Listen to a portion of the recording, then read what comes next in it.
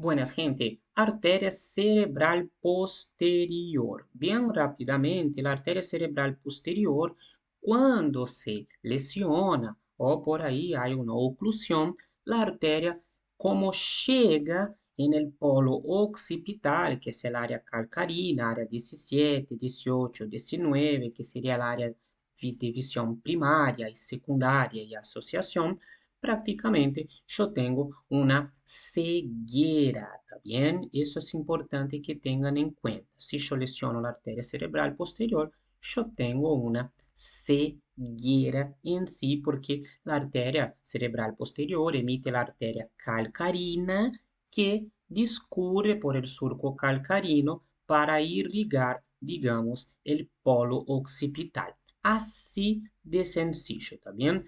Lo que tenemos que priorizar más que nada ahora sería el seguimiento. El seguimiento de la cerebral posterior, perdón, es el más fácil de todos y el menos tomado. Está bien, muy raro que tomen seguimiento de cerebral posterior, pero voy a pasar igual porque si no estoy equivocado, el año pasado tomaron una preguntita en cátedra 2 y una en cátedra 3.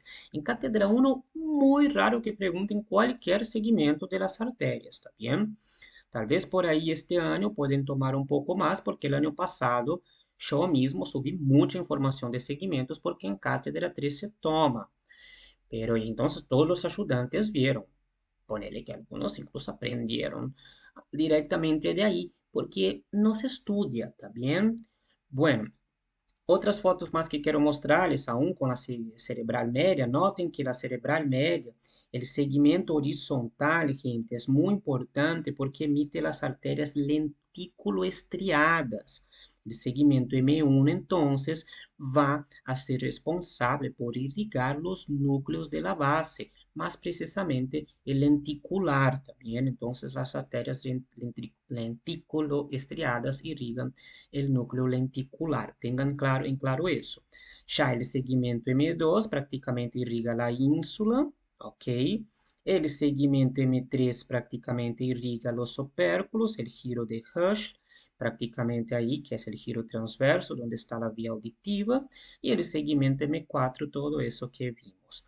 Por favor, tengan eso presente, principalmente si son de cátedra 2 y 3, porque pueden tomar. Cátedra 3 es una pregunta común, cátedra 2 es una pregunta puntichosa y cátedra 3 sería una pregunta killer, porque infelizmente hay mucha gente que va a llegar sin la menor idea de lo que es esta información, ¿está bien? Bueno, acá tenemos, perdón otra vez, corta una partecita acá, se dice arteria cerebral posterior, creo que se lee un poco mejor, ¿está bien? Y vamos a ver acá, arteria basilar, vamos a hacer un dibujo para que ustedes acompañen, ¿no? Tengo ahí arteria basilar, que se divide prácticamente en arteria cerebral posterior, ¿no? La arteria cerebral posterior recibe la comunicante posterior que vino ahí de la arteria carótida interna. Y noten que va a rodear el mesencéfalo para ir hacia posterior y alcanzar el lóbulo occipital para dar la arteria calcarina, por ejemplo. ¿Por qué, qué deben prestar atención? Segmento P1. El segmento P1 es bien pequeñito, está relacionándose con el mesencéfalo, ¿está bien? Y se transforma en segmento P2, ¿P de qué? P de posterior, ¿ah? Se transforma en segmento P2 cuando el segmento acá recibe en sí la arteria comunicante posterior. Entonces, noten que no es difícil. La arteria comunicante, la arteria cerebral anterior cambia segmento A1 para A2 cuando hay la comunicante anterior. La arteria cerebral posterior cambia P1 a P2 cuando hay la comunicante posterior. Entonces, no hay mucho que preocuparse. El segmento P2 en sí es el que va a rodear el mesencéfalo, pasando por la cisterna ambiens, alcanzando la cisterna quadrigémina y después, por su vez, alcanzando el lóbulo occipital. No hay segmento P4 en sí, como dice acá. P4 está en la corteza. no suelen dar el segmento P4. Por las dudas, sepan, último segmento tiene que estar en la corteza, pero no suelen dar. En general, el P3 ya es lo que llega en la corteza. ¿Está bien? Vamos a ver, acá tengo otra imagen, vamos a ver si él pone el segmento P4. Este acá, por ejemplo, no pone. Tenemos acá la arteria basilar, ¿ok?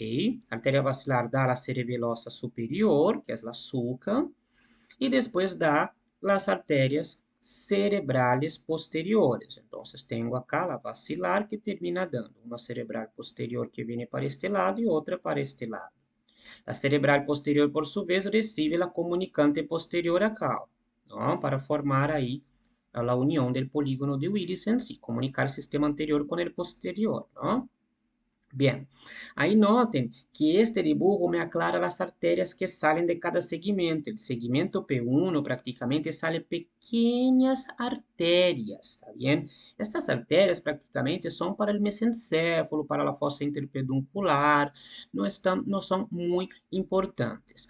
Después el segmento P2 en sí es donde salen las arterias coroideas, ¿no? La coroidea medial posterior, la coroidea lateral posterior, o sea, las arterias coroides, menos la arteria coroide anterior, ¿no, gente? La arteria coroide anterior sale ya de la arteria cerebral, la arteria carótida interna, perdón, ¿no? Entonces, segmento P2 sale las arterias coroides. Ya el segmento P3 es después que la arteria cerebral posterior dio las arterias coroideas, ¿está bien? Si en una pregunta están obrigatoriamente preguntando cuál arteria coroidea nace del segmento P2, o sea, yo acá pondría las dos, tanto la coroidea arteria coroidea posterior medial como la arteria coroidea posterior lateral. Pero si ponen las dos, o sea, tengo que quedarme con una, ¿cuál es la primera que sí o sí tiene que estar con P2?